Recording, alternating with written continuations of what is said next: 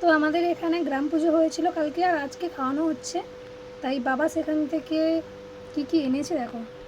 এখানে আছে অন্নভোগ, তারপর ডাল, এদিকে আলু ভাজা, শুক্তো, এটা নবরত্ন, আর এটা পাঁপড় ভাজা, আর এখানে আছে চাটনি, আমের চাটনি, আর এই যে পায়েস, মিষ্টি, আর আছে মাছের ঝোল।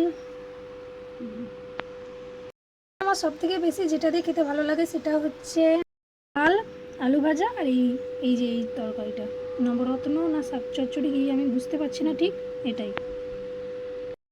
চলো খেয়ে দেখি কেমন টেস্ট।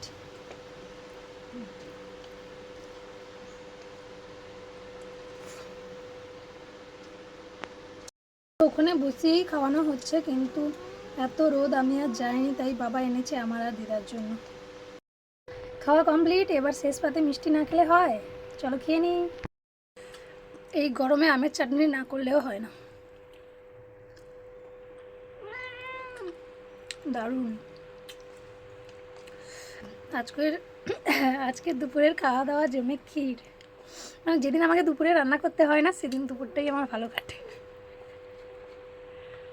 পায়েস খেতে খুব একটা ভালো লাগে না, কিন্তু পাঁপড় খেতে খুব ভালোবাসি।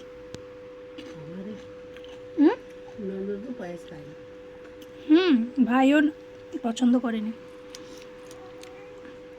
পায়েসের সঙ্গে এরকম পাঁপড় ভাজা, ওয়াও, দই হলে আরও বেশি ভালো লাগতো।